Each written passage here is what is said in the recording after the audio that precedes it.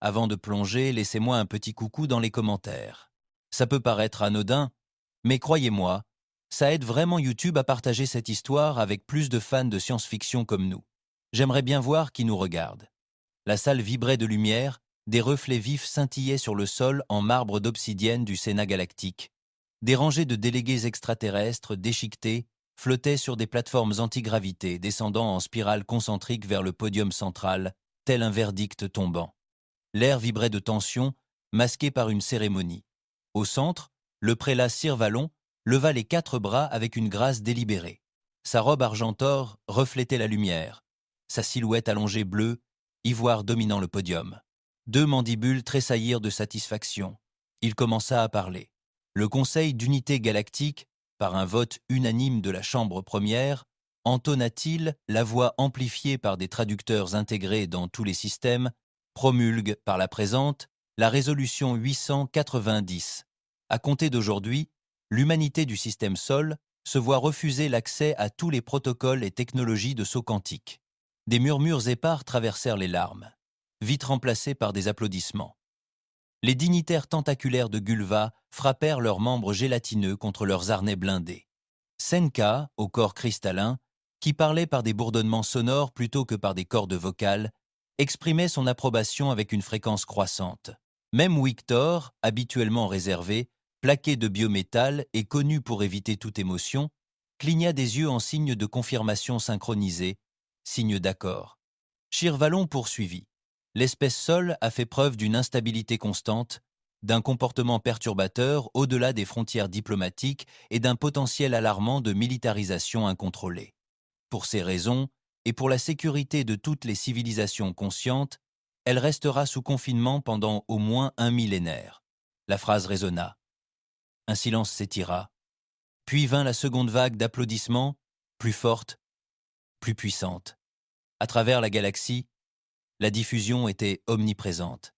Projetée au-dessus des centres commerciaux des marchés flottants de Nevlis Prime, sur des écrans suspendus dans le dôme atmosphérique de Chalterek, dans les avant-postes militaires de l'étendue du Coran, où des officiers aguerris hochaient la tête en signe d'approbation solennelle. De l'immensité du Coran, où des officiers endurcis hochaient la tête en signe d'approbation solennelle. Sur Terre, la transmission atteignit les salles diplomatiques bondées, les terminaux internationaux et les places publiques. Les touristes extraterrestres dans les zones commerciales terrestres hochèrent la tête comme s'ils attendaient le verdict depuis longtemps. Dans la galerie diplomatique du complexe exopolitique de Genève, les ambassadeurs terriens restèrent immobiles, la mâchoire serrée, les poings serrés sous la table. Personne ne protesta. Il n'y était pas autorisé. À Pékin, un enfant demanda à son père pourquoi tout le monde avait cessé de parler. À Sao Paulo, les écrans de rue se sont éteints au milieu des applaudissements, non par erreur, mais par choix. À New York, un diplomate a quitté l'écran pendant une interview en direct, les yeux humides mais la mâchoire serrée. L'humanité n'a pas seulement perdu son statut, elle a perdu l'illusion d'être entendue. Sous la surface de la planète, à des kilomètres sous les Rocheuses, dans un bunker sans carte, le commandant Dallin Reyes observait en silence. La pièce était sombre, à moitié éclairée par le bourdonnement des moniteurs de veille. Une carte du système solaire externe brillait derrière lui, statique, figée à un angle qui montrait Jupiter dominant les autres. Une grille de trajectoire de vaisseau était suspendue au-dessus, figée. En dessous, une série de matrices de menaces classifiées clignotait en veille. Tout était resté inactif pendant des années. Reyes était assis seul devant la console centrale, voûtée, sa large silhouette projetant une ombre allongée sur les murs froids en titane. C'était un homme taillé dans le conflit, avec ses sourcils froncés, sa mâchoire carrée et ses yeux chargés du poids de trop d'opérations qui n'avaient jamais été consignés dans les archives officielles de la Terre. Une longue cicatrice se dessinait sous son œil droit et disparaissait dans son col. Il observa le visage du prélat tandis que la sentence était prononcée. Puis vint le moment le plus douloureux. La caméra présenta une vue de la salle et des diplomates étrangers se levèrent pour une ovation debout. Reyes ne scia pas, mais ses doigts tremblèrent. L'écran devint noir. Il se pencha en avant, posa la main sur le vieux pavé biométrique encastré. Il scanna sa paume. Un lecteur secondaire en sortit. Activation vocale requise. Sa voix était basse, presque un murmure. Autorisation. Reyes, divinité du protocole. Il y eut un sifflement, mécanique, décisif. La pièce s'assombrit. Un voyant rouge passa au vert. Depuis un couloir latéral, 2 officiers entrèrent en silence. Le lieutenant Armin Kalin, l'officier tactique de Reyes, grand, mince, ancien des forces spéciales de Titan, et le commandant Félez Ruge, chef des opérations d'équipage, plus costaud. Ses implants cybernétiques laissaient de fines lignes bleues le long de son cou. « Ordre confirmé » demanda Kallen. Reyes se leva. Fini les questions. Ruge resta silencieux. Il tapota le panneau de transport. Des lumières sur le mur du fond clignotèrent successivement, indiquant l'activation d'un système de lancement orbital en champ profond. Au-dessus, à des kilomètres de là, à l'intérieur d'une nacelle de lancement dissimulée, aux confins de la mésosphère terrestre, une unité de transport se mit en mouvement. En moins de 3 minutes, Reyes et son équipe disparurent de la surface de la Terre, engloutis par le silence. Jupiter tournoyait lentement sous eux, colossal, infini. Les bandes de pression et les tempêtes chaotiques se déplaçaient comme de grands coups de pinceau sur une toile vivante. Mais maintenant, quelque chose était en train de changer. Les capteurs du réseau Prometheus, une plateforme d'observation exploitée par la coalition, enregistraient des pics gravitationnels. En quelques secondes, leurs flux ont commencé à se déformer. Les affichages ont bugué, les images ont tremblé. L'un des techniciens de la station, un Scoriti doté d'une vision à 3 niveaux, a sifflé de surprise. Puis le flux s'est éteint. Dans les nuages, quelque chose a bougé. La ceinture de tempête autour de l'équateur de la planète s'est déplacée de manière anormale. Quelque chose a bougé. La ceinture de tempête autour de l'équateur de la planète s'est déplacée de manière anormale. Des nuages d'orage de la taille d'un continent tourbillonnèrent vers l'intérieur, puis se séparèrent, lentement, en parfaite synchronisation. Des profondeurs gazeuses émergea quelque chose que personne n'avait jamais enregistré. Du métal, de la géométrie, de l'intention, le Zeus. Il ne s'éleva pas.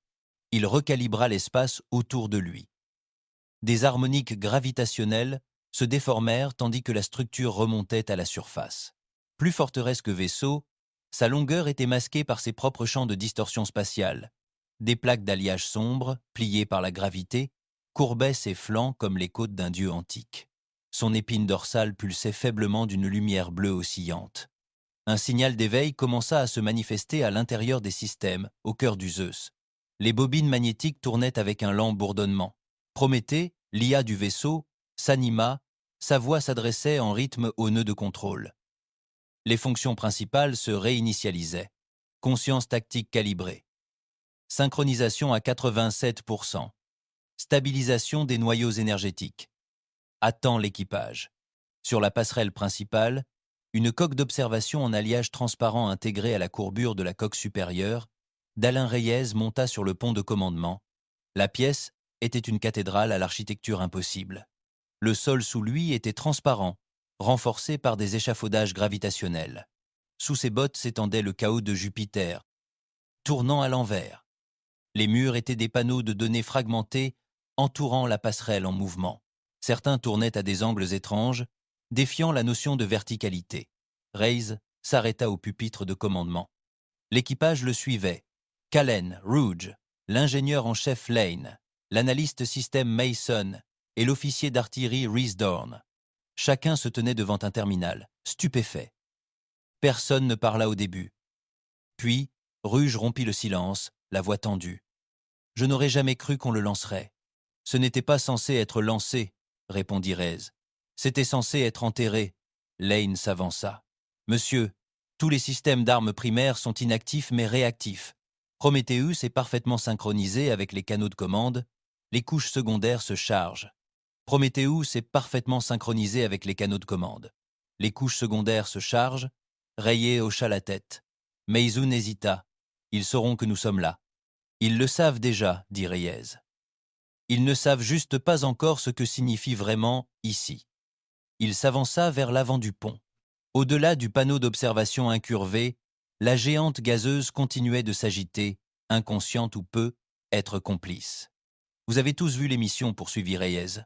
Ils nous ont traités d'instables, de chaotiques, de primitifs. Personne n'a réagi. Ils pensent que nous allons craquer sous la pression, ajouta-t-il, ou nous agenouiller. Les mains de Rhys Dorn se crispèrent sur le bord de sa console. « Que faisons-nous, monsieur ?» Reyes ne le regarda pas.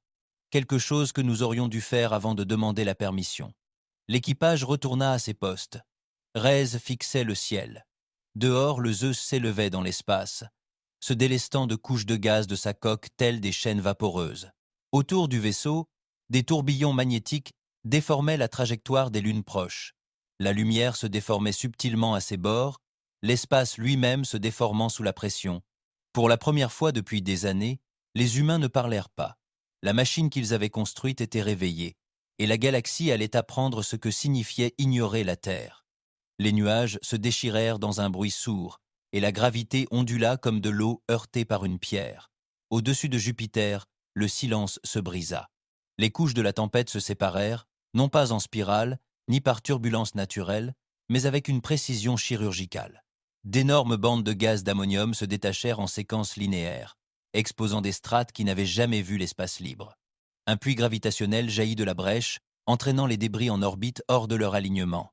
Les sondes de la coalition stationnées dans la thermosphère supérieure vacillèrent, perdirent le contact avec leurs capteurs, puis s'éteignirent, leurs signaux se réduisant à des parasites blancs et à une télémétrie brouillée. Sur les stations de surveillance éloignées, les techniciens d'Arsani se figèrent devant le flot d'anomalies. En orbite autour de la lune de Virit, un analyste de commandement laissa tomber son verre au milieu de son rapport. Sur tous les réseaux CGU, le même avertissement clignota: violation d'intégrité spatiale, origine, sol. À bord du vaisseau relais de classe Xent Crescent Blade, le lieutenant Scorval, de l'espèce Arcan, un être écailleux à la peau de verre, doté de 4 lentilles rétiniennes et d'une bouche verticale, le vaisseau relais de classe Xent Crescent Blade, le lieutenant Scorval, de l'espèce Arcan, un être écailleux à la peau de verre, doté de 4 lentilles rétiniennes et d'une bouche verticale, ferma brusquement ses mandibules. « Nos mesures viennent de grimper en harmonique négative », siffla-t-il. Perte visuelle. Je crois que quelque chose se prépare. Et c'est ce qui s'est passé. Du plus profond de la tempête rougeore, du métal a fait surface. Ni épave, ni satellite. Quelque chose de conçu. Le Zeus émergea comme une infection planétaire jaillissant d'une blessure. Mais il ne s'éleva pas. Il déplaça l'espace. La gravité vrilla sa coque en spirale de distorsion de pression. La coque réfractait la lumière de manière inégale, comme si elle existait avec une demi-seconde de décalage avec tout le reste. Sa surface était hérissée de couches de blindage, chaque plaque étant plus épaisse que la coque d'un cuirassé. Pas de décalcomanie, pas d'identifiant, seulement une géométrie défiant toute logique, des lignes courbées là où elles devraient être droites, des arêtes disparaissant selon l'angle. C'était plus grand que tout ce que le CGU avait jamais catalogué. Il n'avait ni échappement de propulsion, ni pylône d'amarrage, ni demande d'autorisation. À l'intérieur, le cœur de la machine battait. Un à un, les systèmes se réveillèrent avec des bruits sourds méthodiques, chaque son plus profond que le précédent, résonnant à travers l'alliage, les cloisons et les os. L'atmosphère interne s'ajustait automatiquement. Des lumières pulsaient le long de l'artère. Des passerelles comme le sang circulant dans les veines. Le réseau central instabilisé annonça Prométhée, sa voix basse modulée, presque humaine, fusion trine initiée. Réseau auxiliaire en baisse. Groupe d'armes en veille. Mise à jour des superpositions environnementales. Liaison du pont neuronal à 43% et en hausse. Dans l'armurerie, les berceaux verrouillables se relâchèrent avec un sifflement. Des champs s'activèrent autour d'armes dormantes. Des structures de la taille d'immeubles reposaient humblement en silence. Dans le pont du sous-noyau, des couches quantiques s'activèrent, créant des boucles temporelles superposées servant à désaligner les systèmes de ciblage prédictifs.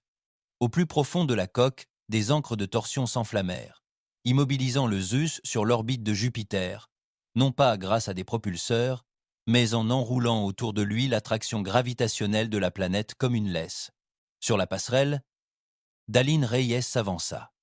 Il n'avait pas parlé depuis l'embarquement, ni pendant la remontée, ni pendant l'amarrage, ni pendant l'activation des codes.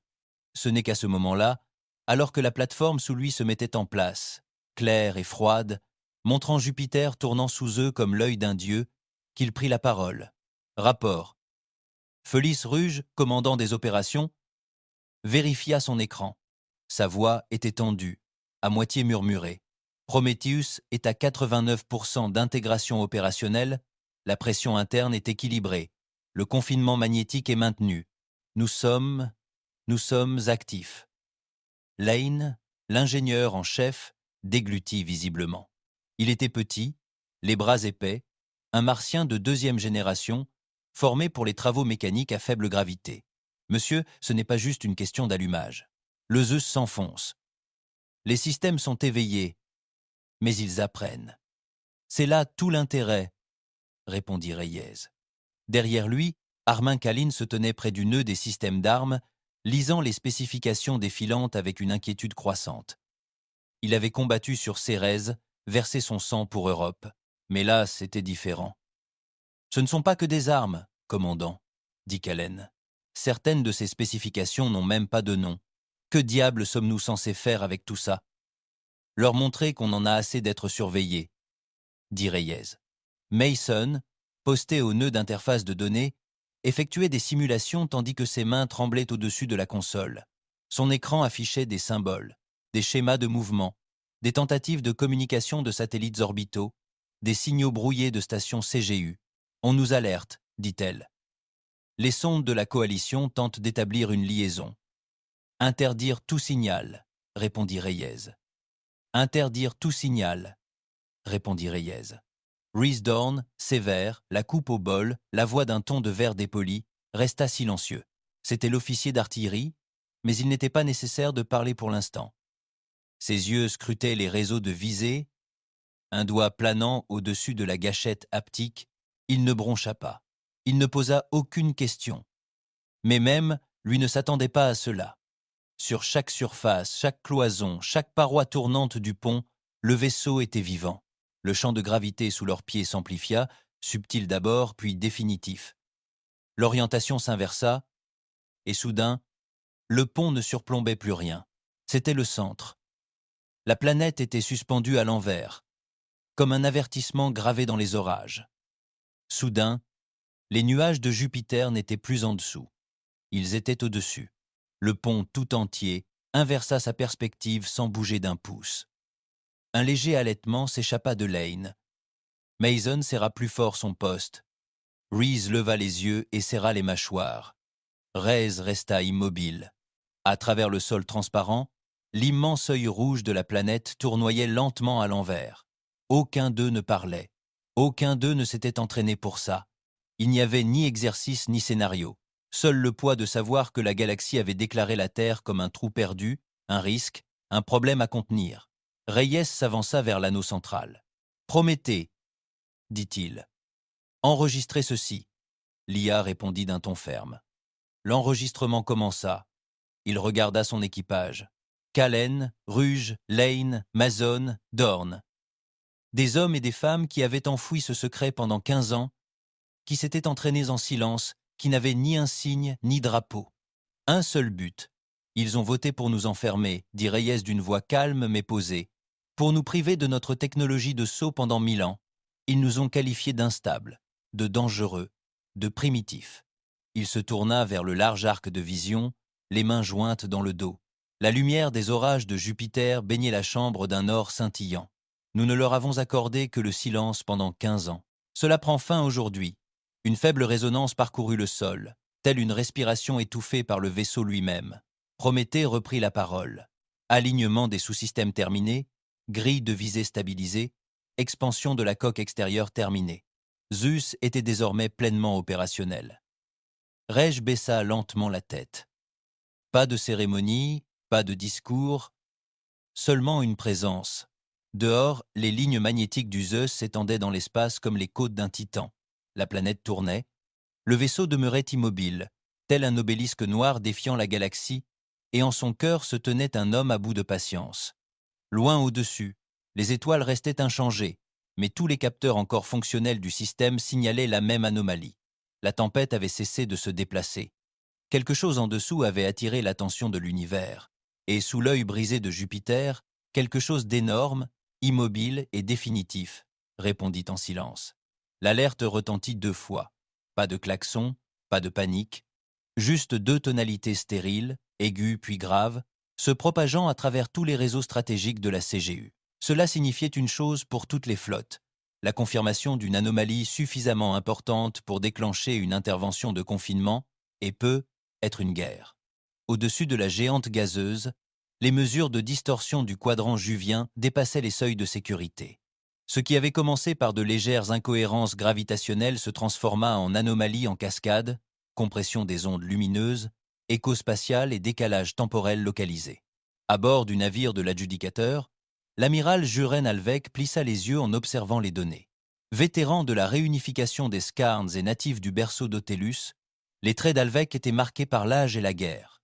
Son visage argenté brillait sous la projection tactique de la table de guerre. « Ce n'est pas une instabilité atmosphérique, » murmura-t-il. « C'est la signature d'un lancement planétaire. » Un autre amiral, Jurek Dan, de l'espèce Clissi, glabre, la peau transparente et veinée de circuits lumineux, inclina la tête.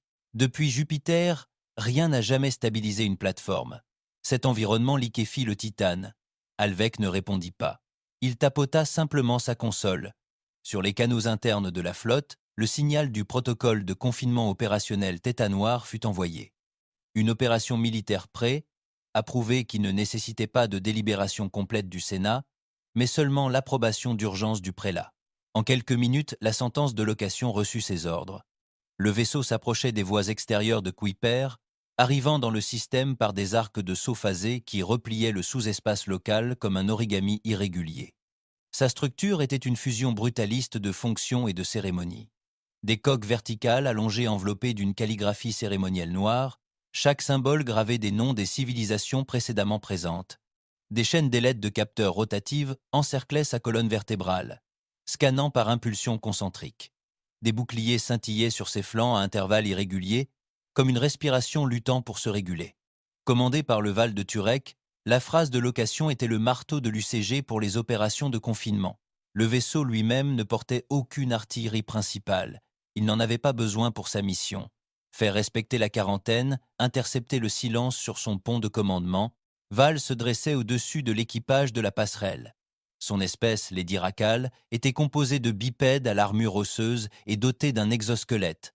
Des crêtes le long de leurs bras et de leur colonne vertébrale, son visage, un masque chitineux gris et obsidienne, ne reflétait que la lumière. « Au rapport !» gronda-t-il, sa voix filtrée par un collier médical. Son officier de navigation, le lieutenant Reg Valour, répondit « Les IA tactiques détectent une poussée d'énergie équivalente à une ignition planétaire. Source : atmosphère jovienne intérieure. » Les doigts de Val tambourinaient sur le piédestal de contrôle. Balise de répartition. Canalisation du système sol bloqué. Prévenir l'agent de liaison du Sénat que le confinement diplomatique est en cours. « Et si les humains résistent ?» demanda Valor. Val fixait l'écran où la perturbation tourbillonnait sous les nuages de Jupiter. « Ils ne résisteront pas, dit-il. Ils seront témoins. » Au cœur du Zeus, Dalin Reyes se tenait près du puits de données, entouré d'affichages holographiques empilés. Pas d'alerte, pas d'alarme. Seulement une conscience calculée. L'IA du vaisseau parlait sans y être invitée. Plusieurs signatures entrantes. Première vague, composée de 38 vaisseaux. Structure CGU. La trajectoire de la deuxième vague confirme le déploiement complet. Combien de temps avant qu'il soit apporté ? Rez demanda 3 heures et 17 minutes. Rez tapota un panneau de contrôle silencieux. Un nouvel écran déplia une grille de capteurs complète du système Sol. Chaque satellite, sonde et station de surveillance gérée par la CGU s'allumèrent successivement.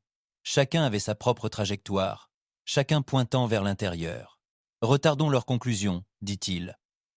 Avec une précision maîtrisée, Reyes commença à alimenter les bandes extérieures du réseau de surveillance de la coalition en fausses données télémétriques. Utilisant des voies marchandes abandonnées depuis longtemps, autrefois utilisées pour les expéditions d'hélium 3 entre Callisto et Titan, il a généré un modèle de signature de poussée falsifiée, de subtiles distorsions impliquant des mouvements, des tests et des sursauts de radiation dans des endroits éloignés de Jupiter. Prometheus a réagi immédiatement, des sursauts dans des endroits éloignés de Jupiter. Prometheus a réagi immédiatement. Les capteurs de la coalition acceptent la désinformation. Réplication du modèle réussie sur 12 nœuds.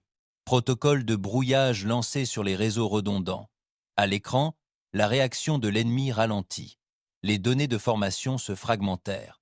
Les vecteurs de convergence estimés s'éparpillèrent en microsecondes.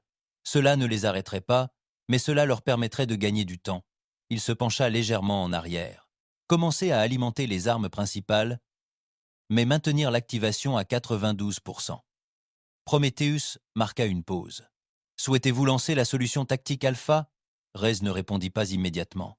Il observa la pièce, le silence absolu. Pas encore de combat, juste du potentiel. « Prométhée, dis-moi quelque chose d'honnête, » dit-il. L'IA traita pendant 0,3 secondes. Demande. Était-ce, fit-il un geste vers les données, vers les vaisseaux entrants, vers le mastodonte dans lequel il se tenait? Cela n'avait jamais été censé être le plan. Aucun Prométhée ne répondit, mais c'était toujours une possibilité prise en compte. Alors ce que dit doucement Rez n'était jamais un scénario de victoire, juste une question de survie. Il acquiesça, puis survivons.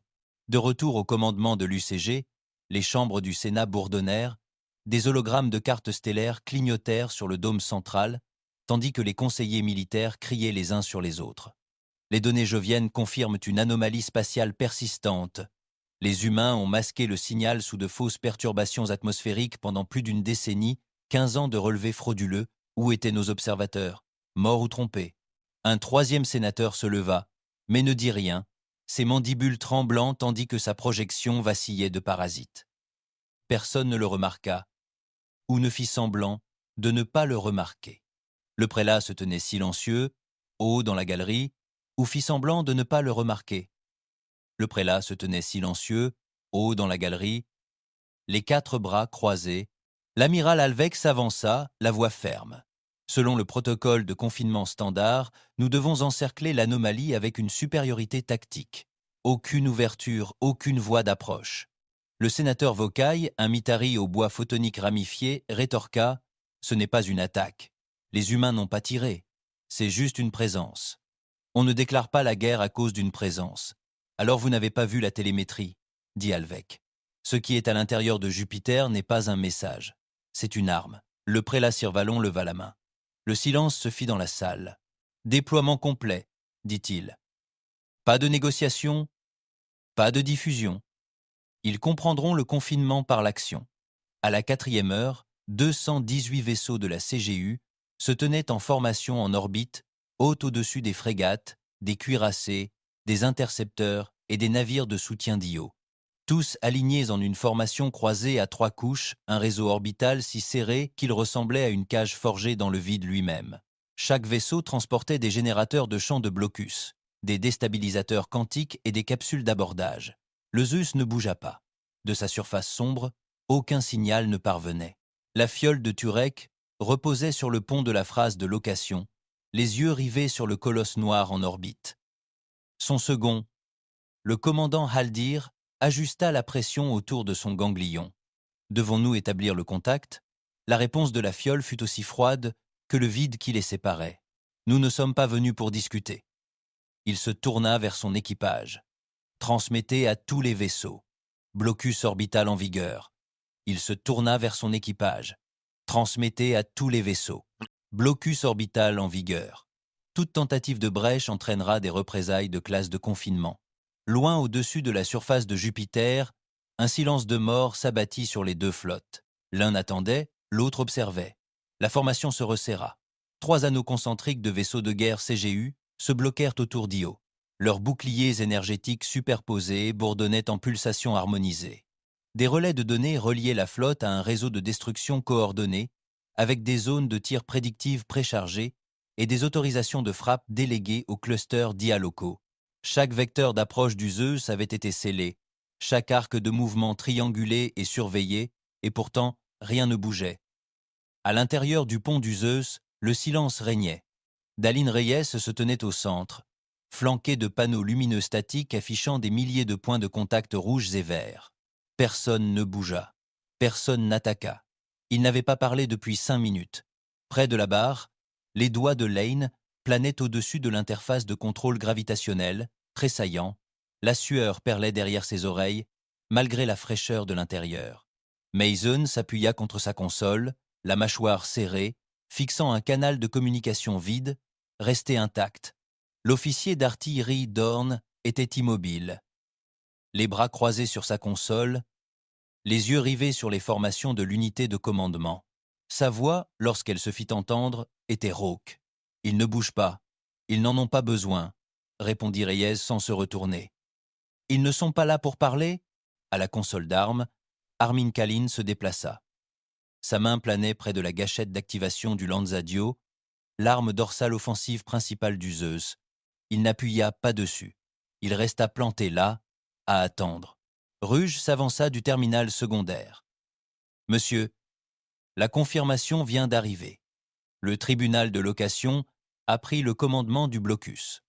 Le Vals de Turek est à bord. » Reyes expira. « Alors, nous sommes déjà condamnés. » Le terminal de communication clignota une fois, signal entrant. Une voix crépita, filtrée et formelle, teintée d'une arrogance cérémonielle. « Ici le vaisseau CGU, voix délibérante. Vous enfreignez la résolution 890. Cessez toutes les émissions et soumettez-vous au contrôle de confinement.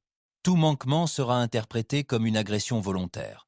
Vous avez 30 secondes pour réagir. » Personne ne bougea. La passerelle était un tombeau de verre et d'acier. L'écran clignota de nouveau. Un compte à rebours apparut. 29, 28, 27. Messun regarda Reyes. Sa voix était à peine audible. « Monsieur ». Il ne se retourna pas. Rien n'entre. Rien ne sort. Au bout de 12 secondes, Reyes leva la main. Les yeux de Kalin s'écarquillèrent. « Monsieur ?» Le feu. La lance d'Io s'embrasa sans prévenir. Le tiers avant du Zeus brilla le long de sa couture centrale. Aucun son, aucune lueur, aucune accumulation visible. Juste un éclair. Un rayon de force gravitationnelle condensée, aussi fin qu'une aiguille mais aussi dense que la matière effondrée, traversa le vide. Il transperça la voix délibérée au milieu d'une phrase. Le vaisseau n'explosa pas. Il se replia. La coque se déforma, consumée par sa propre masse, en train de s'effondrer. Les 7 vaisseaux suivants, dans le même vecteur, subirent le même sort, leur noyau implosant silencieusement. 20 autres s'effondrèrent avant même que leur matrice de défense n'enregistre les tirs. Sur la passerelle du Zeus, Rhys Dorn se détourna du hublot en marmonnant « Mon Dieu !» Lane s'enfonça dans son fauteuil, le regard fixé devant lui. Kallen ne dit rien. Il lâcha simplement la gâchette et ferma les yeux un instant. Puis, ce fut le chaos. À bord du CGU, le verdict du Dreadnought Arbor retentit. Les matrices d'IA ne parvinrent pas à localiser l'origine du projectile. Les contre-mesures furent activées 5 secondes trop tard. Les canaux de communication furent inondés de parasites. Dans la phrase de location, le commandant Aldir s'avança en titubant vers sa console. « Il tire !» cria-t-il. « Mais nous n'avons pas détecté l'impulsion. » La fiole de Turek resta immobile.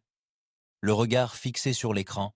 Le Val de Turek resta immobile, le regard fixé sur l'écran. L'onde de choc ne les avait pas encore atteints, mais la zone de destruction s'étendait rapidement. La voix d'Aldir s'éleva, la panique grandissant. « Ils nous attaquent, hors du temps. » Val ne scia pas. Ils activèrent quelque chose. De retour sur le Zeus, les lumières de la passerelle s'éteignirent. L'exo de Kachronos était en ligne. Une impulsion, inaudible et invisible, irradiait du cœur du vaisseau. Prométhée parlait d'une voix plate. Stabilisation du champ temporel à 100%. Exo de Chronos, actif. Latence des capteurs ennemis à 3 secondes. Durant ces 3 secondes, le Zeus tira de nouveau cette fois. Pas une seule arme ne fut visible en train de décharger, mais les vaisseaux moururent. Les vaisseaux ségus commencèrent à se déchirer en pleine manœuvre. Certains s'effondrèrent sur eux-mêmes comme dévorés par des mâchoires invisibles. D'autres convulsèrent sur place, prise entre deux tentatives d'évitement trop tardives. Leur système lisait déjà les télémétries datant de 2 secondes auparavant. Aucune alerte ne pouvait suivre le rythme des dégâts. Sur l'écran de Mason, les données de suivi du CGU se transformaient en spirales incohérentes. « Ils ne savent pas ce qui est réel », murmura-t-elle. Dawn serra les dents. Nous non plus. Dehors, l'un des porte-avions de l'anneau extérieur lançait des drones intercepteurs, qu'il vit figer en plein vol, planer une seconde haletante, puis accélérer en marche arrière vers leur baie de lancement, explosant à la rentrée. La voix de Lane se brisa. « Monsieur, nous les occupons !» Reyes ne répondit pas. Ses yeux restèrent fixés sur le hublot. Le Zeus restait parfaitement immobile. Pas de manœuvre d'évitement, pas de déploiement de chasseurs, pas de tir de bouclier. Juste l'immobilité. La destruction se déployait autour de lui comme des pétales arrachés les uns après les autres. Le Val de Turek regarda 3 autres vaisseaux imploser. Ses mandibules se contractèrent une fois, puis s'immobilisèrent. Il se tourna vers Aldir. Ne tirez pas. Aucune correspondance. Aucune synchronisation. Ils ne nous combattent pas. Aldir cligna des yeux. Quoi? Que font-ils? Le ton de Val était presque respectueux. Ils nous effacent. Dans le vide entre Io et Jupiter, d'autres vaisseaux tombèrent, un par un, puis par groupe. À la 6e minute, la flotte restante tenta de se repositionner, s'appuyant sur l'IA de secours pour compenser le décalage des capteurs. Trop tard. À la 8e minute, 92 vaisseaux avaient été détruits. À la 10e, 151. Le champ de bataille ressemblait désormais à un champ de débris en orbite autour d'un dieu. Et au centre, intact, indifférent, impassible, se trouvait Zeus. À l'intérieur, Reyes se détourna du hublot et descendit de la plateforme de commandement. Il ne dit rien. Il n'en avait pas besoin. Aucun membre de l'équipage ne célébra. Pas un sourire. Juste un souffle. Et attendit le prochain ordre. Une pulsation rouge clignota une fois, puis une autre, au-dessus du noyau d'armes du Zeus. Sur la passerelle, Dallin Reyes fixait le schéma de ciblage. Des dizaines de vaisseaux CGU restaient, endommagés, désemparés. Cherchant toujours une structure dans le chaos, Prométhée attendit en silence. Il avança et regarda à nouveau la carte mise à jour. Chaque vaisseau CGU était désormais marqué non pas par son nom ou sa désignation, mais par ses coordonnées de nœuds et leur déclin de proximité. Le silence retomba sur la passerelle, tandis que le poids de ce qui allait suivre pesait sur tout le monde. « 1 seconde de plus !» murmura Reyes. Lane jeta un coup d'œil, hésitant à répondre. Il ne le fit pas. Prométhée rompit enfin le silence. Un retard s'inscrivit. « Souhaitez-vous annuler l'opération ?» Reyes plissa les yeux. « Non. » Lâchez le filet. Un léger bruit suivit. Pas une explosion. Pas même une vibration. Plutôt, une respiration retenue, sans expiration. Des dizaines de drones à micro-implosion se déployèrent sous le Zeus, invisibles aux capteurs optiques, portés par des fils de gravité repliés. Ils se dispersèrent tels des grains de poussière sur le champ de bataille, puis se fixèrent sur les signatures des signaux de commandement des vaisseaux CGU. En quelques secondes, les centres de commandement de la flotte commencèrent à disparaître, sans exploser. Chaque vaisseau touché ne présentait aucun signe extérieur de dommage, mais de l'intérieur, leurs noyaux de contrôle cessèrent tout simplement d'exister. Les structures s'effondrèrent comme des poumons privés d'air. Les projections holographiques des ordres s'éteignirent en cours de transmission. Les officiers de barre disparurent dans les cadres de siège qui s'effondraient. Les ponts des passerelles furent aspirés dans des vides singuliers de la taille d'un grain de sable.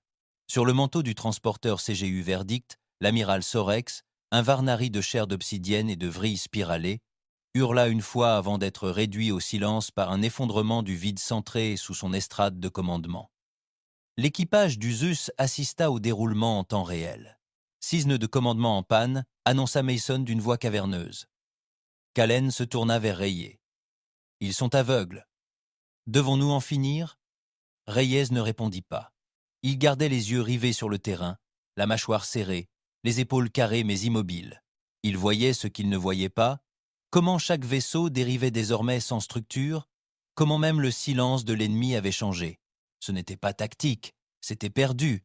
Prometheus reprit la parole.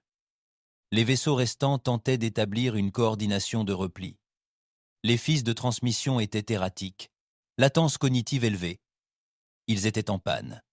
Reg prit une inspiration, ferma les yeux, maintenir sa position. À l'intérieur de la phrase de location, le chaos se transforma en fureur. Le Val de Turek frappa du poing le panneau latéral, tandis qu'une nouvelle secousse secouait le vaisseau. Des étincelles jaillirent des conduits d'aération, tandis que les poutres de soutien grinçaient. Son bras gauche était brûlé. Son armure fissurée et du liquide s'écoulait entre les plaques. Le commandant Aldir peinait à garder l'équilibre. Nous avons perdu 5 chaînes de commandement. Les ordres se dispersent dans des secteurs aléatoires. Détourner l'acheminement, rugit Val. Consolider les escadrons restants et préparer les déploiements manuels. Mais, monsieur, dis-je. Haldir obéit. En quelques secondes, les protocoles d'urgence redirigèrent le commandement vers les groupes de combat de rang inférieur. Drones, corvettes et frégates d'abordage reçurent une seule instruction brute, impact avant. Val s'avança vers le noyau de projection. On en a fini avec les protocoles. Envoyez l'ordre. Itinéraire de collision. À tous les escadrons. Sur le Zeus, les alertes de proximité sonnaient en rythme. Les mains de Dorn planaient au-dessus des déclencheurs de défense. Ils fonceraient droit sur nous, à pleine vitesse. Vecteur suicide. Kallen confirma. Pas de ciblage, pas de missiles, juste de la force cinétique brute. Mason tressaillit lorsqu'un relais de capteur explosa sur sa console. 10 vaisseaux venaient de rompre leur formation, 19 autres accélérant derrière eux. Plusieurs vagues. Rey jeta un coup d'œil et donna l'ordre. Activez le bouclier vibratoire. Prométhée obéit. Le périmètre vibrolame se chargea. La rotation de surface s'engagea. La coque extérieure du Zeus scintilla, subtilement au début, puis impossible à ignorer. Des plaques fines comme des rasoirs le long des flancs ont commencé à osciller à des fréquences suffisamment aiguës pour rompre les liaisons moléculaires. Le navire n'a pas levé les boucliers traditionnels, il s'est transformé en un champ de coupe. La première vague a frappé et s'est brisée. Les petites corvettes se sont brisées au contact, se fendant en poussière sans résistance. Les frégates ne s'en sont pas mieux sorties. Le métal s'est fendu comme du papier mouillé, les débris ont filé en arcs scintillants, avant d'être vaporisés par une distorsion harmonique résiduelle. À l'intérieur de la passerelle, l'équipage ne dit rien. Ils se contentèrent d'observer. Une nouvelle vague frappa. Une douzaine de vaisseaux disparurent à l'impact. La deuxième vague est neutralisée, dit Dorn. Il n'avait pas l'air fier. Ruge pointa du doigt une lueur sur l'écran d'angle. On a du mouvement. Capsule de survie. Signature CGU. Une minuscule capsule de sauvetage détachée de l'épave d'un croiseur décimé. Ses propulseurs crachotèrent, mais tinrent bon. Un seul pilote. Protection minimale. Aucun système d'armement. Mason jeta un coup d'œil à Reyes. Des ordres? Il ne parla pas. Elle regarda de nouveau. Monsieur? Rey regarda l'écran. La capsule s'éloigna, sans menace. Le pilote à l'intérieur, un Zarkatien, les 4 yeux écarquillés de panique, le visage balafré et à moitié recouvert de fluide hydraulique, tendit la main vers un émetteur. Aucun signal ne parvint. Rez cligna des yeux, puis hocha simplement la tête. L'équipage ne dit rien. La capsule n'avait pas été interceptée. Ruge observa la vidéo tandis qu'elle quittait la zone de destruction. Ça lui sauve la vie. Ça ne changera rien à la guerre. Qu'il raconte l'histoire, murmura Reyes. Kallen se retourna, regardant les autres vaisseaux CGU se disperser, confus. Commandant, je lis des signaux de retraite. De petites formations se disloquent. Mason confirme. Retrait confirmé. 5, peu, être 6 signatures se détachent de l'alignement central. Rez ne bougea pas. Laissez-les filer. Dehors, l'épave scintillait encore. Les débris dégringolant en arcs lents et chaotiques. Le Zeus, désormais en orbite avec une précision sereine, dérivait à travers le cimetière de machines. Personne sur le pont ne dit un mot, car il ne restait plus rien pour prouver que le silence après l'annihilation n'était jamais immobile à l'intérieur de la tension de Zeus, s'accrochait à chaque surface comme un statique résiduel Reyes se tenait immobile. Sur le champ de bataille, une vaste mosaïque de métal à la dérive au-delà du verre. fissuré du hublot 100, 83, vaisseau Ségu disparu en 12 minutes, mais personne sur le pont ne se détendit le silence. Était trop aigu, un ton tranché. À travers l'anomalie détectée Prométhée, annonça un objet non enregistré sur la destination du vecteur d'interception. Ganymede Mason leva les yeux de sa console en ruine. D'où diable est-ce que ça vient? Mason leva les yeux de sa console en ruine. D'où ça sort, bon sang? La trajectoire est nette, ajouta Callen, zoomant déjà sur la carte tactique. Trop nette. À l'écran, l'objet tournait lentement. Au premier abord, on aurait dit des débris, juste un autre morceau de coque brisée qui déviait de sa trajectoire. Mais son mouvement se corrigea par de brèves rafales précises. Reyes plissa les yeux. Agrandir. Analyser la symétrie de la coque. L'affichage devint plus net. L'objet n'avait ni balise, ni traînée thermique, mais il se déplaçait avec guidage et détermination. La voix de Reyes baissa. Sabotage. Préchargé. Probablement lancé juste avant que la phrase de location ne perde le contrôle. Ruge se pencha à côté de lui. Cette chose se dirige droit vers un relais de terraformation. Ganymède n'a pas de défense orbitale. Il le savait, dit Reyes. Même en mourant, ils voulaient emporter quelque chose avec eux. Prométhée poursuivit. Impact prévu dans 1 minute et 41 secondes. Dévastation estimée au niveau du cratère. 3 km². Probabilité de réaction en chaîne structurelle. 64%. Infrastructure civile? Demanda Reyes. Confirmé. Processeur d'eau, nœud de bouclier, régulateur atmosphérique. Le visage de Mason se durcit. Cette colonie n'est pas armée. Ils ne la verront même pas venir. Reyes baissa les yeux vers sa console. Tir direct? Négatif, répondit Prométhéeus. Ligne de vue compromise par des débris orbitaux. L'angle de sécurité minimum exige une explosion frontale complète. Perte prévue. Élevée. Lane tourna brusquement la tête. Et la décharge latérale? La traînée gravitationnelle? Possible, dit Prométhée. Probabilité de déviation réussie, 28%. Contrainte du système. Critique. Marge du stabilisateur, 4%. Rayé, ne broncha pas. Fais-le. Attention. Compensation manuelle requise. L'équilibre requis du vaisseau sera déstabilisé. Recommandez un protocole de préparation pour tout l'équipage. Reyes frappa du poing les communications internes.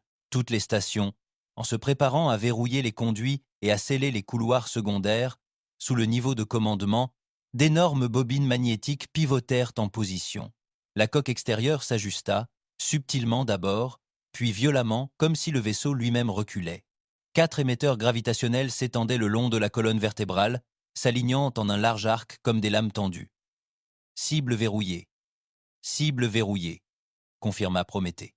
Chargement. Impulsion dans 3, 2, 1. L'espace se replia latéralement. Il n'y avait aucune lumière, aucun son, juste une ondulation dans le vide, comme une ecchymose se formant à l'air libre.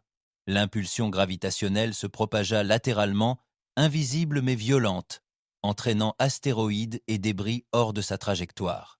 Le module CGU, à quelques secondes de l'impact, vacilla en plein vol. Son système de guidage céda sous l'effet de la force d'attraction. Le vaisseau vira, s'incurva, se décala, tourna comme une toupie, puis explosa. L'onde de choc scintilla à bonne distance, bien au-delà de Ganymède. La colonie survécut, mais le Zeus trembla. La puissance du cœur bondit, cria Callen. La gravité artificielle céda. Un grognement sourd résonna au plus profond de la coque. Le sol s'inclina sous leurs pieds. Mason perdit l'équilibre. Elle s'écrasa contre sa console, sa tête heurtant violemment le métal. Du sang ruissela sur sa tempe tandis qu'elle s'effondrait sur le pont. « Mason est à terre !» hurla Ruge en la tirant hors de l'eau. Des étincelles jaillirent des plafonniers. L'un des panneaux auxiliaires explosa dans une pluie de verre. Le hublot principal se fractura, de fines toiles d'araignée s'étendant depuis le coin supérieur droit. La cloison hurla. « Le réacteur se recalibre !» aboya Lane. « Nous sommes décentrés de 7 degrés. Le confinement du champ se dégrade, » ajouta Dorn. « Il faut tourner immédiatement, sinon nous perdrons l'équilibre latéral. » Puis vint le second coup. De l'autre côté du champ de bataille, une impulsion finale, silencieuse et précise, traversa l'espace. « Une lance quantique !» cria Callen trop tard. L'explosion frappa le flanc bâbord du Zeus, juste en dessous du pont. La coque résista une demi-seconde, puis se déforma. L'impact traversa le blindage extérieur, lécha les plaques d'acier et ouvrit une plaie diagonale le long du flanc gauche du pont. La pression atmosphérique chuta. Le feu jaillit par la brèche. Les flammes léchèrent les consoles. Le métal se replia vers l'intérieur tandis que les structures de soutien se fissuraient. Une partie du plafond s'effondra et les poutres de soutien s'effondrèrent comme des dents. Rey s'écrasa violemment contre la rambarde de commandement, une main agrippant le bord tandis que la fumée emplissait les ponts supérieurs. La voix de Prométhée se débattait dans les parasites. Impact critique. Fracture structurelle enregistrée dans les secteurs 15 à 17. Un blessé confirmé. Aucun décès. Ruge, toujours accroupie à côté de Mason, vérifia son pouls. Elle est vivante. Assommée, mais vivante. Callen s'essuya la suie du visage en toussant. Les systèmes secondaires se stabilisent.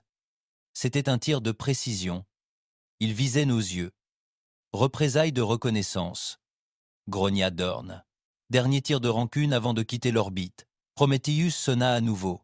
Nouvelle alerte. Signature quantique détectée. Champ arrière. Reyes se tourna lentement, les yeux fixés sur la trace de saut. Un seul vaisseau CGU, cicatrisé. Un fluide de réacteur saignant. Une structure de queue presque disparue. Une lumière blanche vacilla puis disparut dans une ondulation de lumière comprimée. Un vecteur de saut à longue portée clignota sur la carte. Pas de signal d'origine. Pas de verrouillage de destination. Turexval, murmura Callen. Il sortit. Personne d'autre ne parla. Reyes fixa la trace qui s'estompait. Puis, lentement, il serra le poing. C'était la fin. Ni victoire, ni triomphe. Juste le silence qui suivit. Et c'était suffisant. De la fumée flottait toujours comme des fantômes au-dessus du pont brisé du Zeus. L'éclairage du plafond oscillait entre le rouge et le noir, projetant des ombres brisées sur les consoles tordues et les panneaux de plancher maculés de sang. Des étincelles jaillissaient des fils électriques. Les cloisons grinçaient sous la pression changeante, comme si le navire tout entier exhalait sous le poids de ce qu'il venait de faire. Dallin Reyes s'avança, ses bottes craquant doucement sur les éclats de verre et les plaques de blindage carbonisé. Chaque pas était réfléchi, mesuré, non pas à cause de la douleur, mais à cause du poids, celui qui s'installait dans la colonne vertébrale, pas dans les os. Il passa devant une station effondrée, où le technicien Moreau gisait, un pansement maladroitement collé sur sa cuisse, inconscient. Un autre membre d'équipage, le caporal Niels, le visage à moitié brûlé, les yeux à peine ouverts, leva une main tremblante en un salut silencieux au passage de Reyes. Il ne dit rien, hocha simplement la tête. L'air était chargé d'une odeur de sang, de polyacier brûlé et d'ozone, le genre d'air qu'on n'oublie jamais. La voix de Prométhée résonna bas à travers le bruit parasite. Rapport final des dégâts compilés. Rey s'arrêta et se tourna vers le mur de données fissuré le plus proche, toujours fonctionnel malgré le boîtier calciné. Il dit « 212 vaisseaux CGU détruits ou hors d'usage, 3 victimes civiles signalées sur la ligne arrière lunaire après Delta 9, un module de fret impacté par des débris quantiques. Un module de fret impacté par des débris quantiques. 17 membres du personnel humain blessés à bord de Zeus. Une signature d'évasion confirmée. Turex Val. Aucun autre signal hostile détecté. Reyes serra les mâchoires en silence tandis qu'il assimilait les chiffres. Le pont bougea tandis que les propulseurs de secours compensaient la traînée de la coque. Des alarmes lointaines clignotaient encore, oubliées. Un mouvement près de la station de communication attira son attention. Une silhouette traversa le couloir en boitant, jeune, peu, être la vingtaine, couverte de cendres et de sang. Le lieutenant Abraham Jace, l'un des nouveaux assistants tactiques, il s'arrêta juste avant Reyes, haletant, les yeux écarquillés, l'uniforme déchiré sur la poitrine. Sa voix était brisée par l'adrénaline et la fureur. « Vous avez hésité, commandant ?» Son regard était hagard, rivé sur celui de Reyes. « Vous avez attendu trop longtemps. Vous auriez pu arrêter l'explosion avant qu'elle ne touche le pont, avant Mason, avant les autres. » Il s'interrompit. La pièce sembla s'arrêter sous lui. Reyes n'éleva pas la voix. Il ne broncha même pas. « J'ai compté, dit-il. Chaque seconde, chaque mort, Je les ai toutes portées avant que le premier ordre ne quitte ma bouche. Le poids des mots fit taire l'espace qui les séparait. Jace détourna le regard le premier. Derrière lui, 2 ingénieurs s'arrêtèrent en plein milieu de la promenade. L'un baissa les yeux, l'autre se tourna vers la cage d'escalier fracassée. La respiration de Jace ralentit. Il recula d'un pas, hocha la tête, s'arrêta, incertain, et partit sans un mot. Reyes resta immobile un instant, puis expira lentement. Ses mains tremblaient légèrement lorsqu'il se tourna vers l'estrade centrale. La console centrale était brûlée, un côté de l'interface était brisé, 3 des terminaux environnants étaient encore en feu, une profonde fracture traversait le revêtement de sol comme une cicatrice. Mais l'unité de communication était sous tension. Il s'avança et posa une main à plat sur la surface restante. Le disque de projection peina à s'engager, puis se stabilisa avec un gémissement tendu. Une invite de commande unique clignota. Canal. Priorité diplomatique. Réseau CGU. En attente de liaison cryptée. Reyes n'hésita pas. Initié. Le lien s'ouvrit brusquement et Zirvalon apparut. Le prélat se tenait dans une chambre cérémonielle d'argent et d'onyx, flanquée de piliers de lumière réfractés. Sa robe était immaculée, ses épaules larges, ses avant-bras repliés dans une posture maîtrisée. 2 de ses mandibules secondaires fléchissaient à peine. Son expression était immobile, mais non vide. La tension était présente, dans sa mâchoire crispée, ses pupilles rétrécies, dans la façon dont sa main gauche supérieure tressauta avant de reprendre sa position formelle. Il attendait une explication, ou peut être une supplication. Ou peut être une supplication. Reyes resta silencieux 2 secondes, puis prit la parole. « L'humanité exigeait le respect, dit-il. Vous nous avez bloqués. » Il prit une inspiration, les yeux rivés sur la projection, sans cligner des yeux. « Maintenant, nous exigeons le silence et la distance. » Shir-Valon se pencha légèrement en avant. Sa bouche s'entr'ouvrit, non pas de surprise, mais de préparation. Le mouvement d'une réponse se forma. Sa main supérieure se leva, ses doigts lancèrent le signal pour une réponse en canal ouvert. Mais le signal devint noir. Reyes avait déjà interrompu la transmission. L'écran s'assombrit. L'écho de l'appel se tut. Seul le bruit des systèmes en panne et le grondement sourd des équipes de contrôle des dégâts en arrière-plan. Il retira sa main de la console. Derrière lui, quelque part dans la fumée, le gémissement d'une personne en cours de stabilisation résonna brièvement, puis s'estompa. Le pont de commandement, calciné et ensanglanté, avait fait son travail. Il resta seul, respirant encore la fumée et la rouille, sans attendre les applaudissements, s'assurant simplement que le message était bien passé. Sous la main de Reyes, l'unité de communication s'éteignit. Aucune alerte ne suivit, aucune réponse de la coalition. L'écran s'assombrit, engloutissant l'expression indéchiffrable de Shir-Valon dans un silence statique. Reyes s'éloigna de la console, le léger sifflement du métal brûlé sous ses bottes étant le seul son restant. Puis le souffle du vaisseau retentit. Un léger bourdonnement parcourut le Zeus.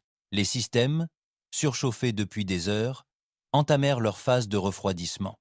La voix de Prométhée, déformée par le crépitement des nœuds auxiliaires, résonna à travers les protocoles offensifs silencieux et désactivants, initiant une évacuation du champ gravitationnel et passant à la stabilisation passive de l'orbite. Sur la coque extérieure, des évents laissaient échapper la chaleur dans le vide.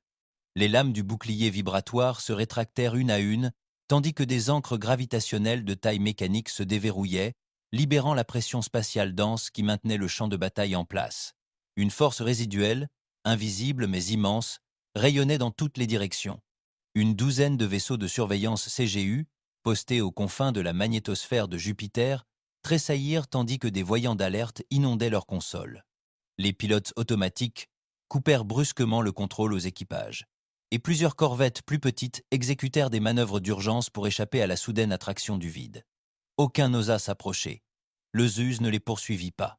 Il s'installa, lentement, silencieusement, sur une orbite fixe à côté de la masse tourbillonnante de Jupiter. Pas de déclaration triomphale, pas de déclaration finale. Juste une présence.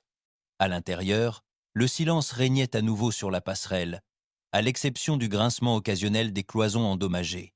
L'éclairage endommagé s'allumait à nouveau avant de se stabiliser dans une tonalité blanche et tamisée.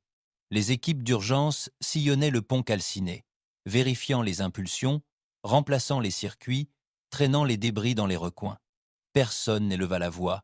Reg marcha seul vers le côté bâbord de la passerelle. Une partie du blindage avait été arrachée lors du dernier impact quantique. L'espace exposait un bord dentelé à l'espace. Une vue dégagée sur la planète qui les avait cachés pendant plus de 15 ans.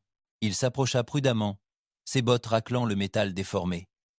Jupiter remplissait le vide devant lui. Des tempêtes de la taille d'un continent déferlaient en contrebas, leurs couleurs flamboyantes en bandes ocre et cramoisies. Le grand œil rouge se tourna lentement vers le vaisseau, sa rotation entraînant les nuages dans des spirales de fureur et de silence. Derrière lui, quelqu'un s'approcha en boitant. C'était le membre d'équipage Arvin, un technicien en communication des ponts inférieurs. Son bras pendait dans une écharpe faite à partir d'une ceinture déchirée, et un côté de son visage était bandé, saignant encore par endroits. Il resta quelques secondes à côté de Reyes sans parler, puis murmura « Commandant, nous avons gagné, n'est-ce pas ?» Reyes ne répondit pas immédiatement. Il garda les yeux rivés sur la planète, observant les tempêtes se tordre comme des muscles sous une contusion. Puis, doucement, sans se retourner, il dit « Gagné, c'est rentrer chez soi. C'était juste pour être sûr qu'on ne frappe plus jamais à notre porte. » Harvey ne répondit pas. Au bout d'un moment, il hocha la tête et s'éloigna, ses pas irréguliers résonnant contre le plancher d'acier. Reyes resta. Il fixait la plaie ouverte dans la coque, l'espace sans vent au-delà. La courbe de la géante gazeuse, infinie et lente. Puis il se retourna et retourna au nœud central. Un panneau de secours près du gouvernail clignotait encore faiblement, l'un des rares à ne pas avoir été touché par le feu ou l'impact. Il se pencha et parla. Prométhée. Cryptage canal 3-9 noir. Redondance totale annulée. Écho rebondissant sur la banque du noyau lunaire Delta 6. L'IA marqua une pause. Confirmation. Relais lunaire Cerberus. L'activation nécessite un code de guerre hérité. Reyes expira par le nez. Inséré. Code de guerre. Écho noir. 971. Activation de Cerberus. Le terminal clignota 2 fois. Une barre verte glissa sur l'écran. Confirmé. Transmission du message amorcé. Reyes se pencha en avant. Sa voix était basse, à peine audible. « S'ils reviennent, préparez-vous. » Il appuya sur la touche d'envoi. Le panneau s'éteignit. À des milliers de kilomètres de là, un serveur enfoui sous le régolithe de la Lune accepta le signal. Une lumière vacilla au plus profond de son noyau oublié, et un système endormi, baptisé protocole Cerbère, passa de l'état de veille à l'état d'armement. Ailleurs, la galaxie bougeait. À Telmara, dans un palais de verre et de marbre, le premier ministre Roldeck se tenait seul dans sa chambre haute. C'était un Ulari, grand, quadrupède, dont la peau, aux plis profonds, brillait faiblement sous l'effet du stress. Ses yeux secondaires suivaient 6 images à la fois, mais une seule retenait désormais son attention. Les images de Zeus. Silencieux, immobile, attendant aux côtés de Jupiter, telle une relique d'un dieu oublié. Il se leva lentement de son siège. Sa main droite tremblait. Il ne chercha pas à le cacher. En orbite autour de Vectuan, au sein d'une plaque tournante commerciale s'étendant sur 3 anneaux de gravité tournante, 2 amiraux de la CGU se tenaient aux extrémités opposées d'une table de guerre. Tous deux regardaient l'hologramme du dernier message de Reyes se rejouer en silence. L'un d'eux ferma la projection. L'autre, sans un mot, se retourna et initia un détournement de 6 voies maritimes principales. Ils ne parlèrent pas. Ils ne se disputèrent pas. Ils comprirent. Sur Surjal, au cœur du complexe diplomatique, une structure flottante suspendue dans un réseau de fils de plasma, la conseillère Vancera fixait l'écran d'un air absent. C'était une qattarienne, amphibie et pâle, dont les vrilles crâniennes vibraient de données neuronales. Ses lèvres bougèrent sans bruit, puis elle dit doucement « Ils ont construit ça à l'intérieur d'une planète. » Personne ne répondit de l'autre côté de la chambre. L'un des directeurs de commandement passa la main sous sa console et déverrouilla un panneau caché. À l'intérieur, un seul interrupteur, longtemps intact. Il l'actionna. Une lumière rouge clignota. Les protocoles conçus pour surveiller et contenir la Terre furent tranquillement suspendus. Non pas par diplomatie, mais par survie. Dans les secteurs les plus reculés de la CGU, des avant-postes de la nébuleuse des Engrenages aux satellites d'archives près de la ceinture d'Escar, les systèmes de données ont été mis à jour, les mouvements de flotte interrompus, les communications redirigées. La phrase se répétait sur les terminaux signalés par les algorithmes de sécurité interne. Anomalie Sol. N'engagez pas le combat. De retour à bord de Zeus, la fumée s'était dissipée. Reyes se tenait de nouveau près du mur ouvert, les mains derrière le dos.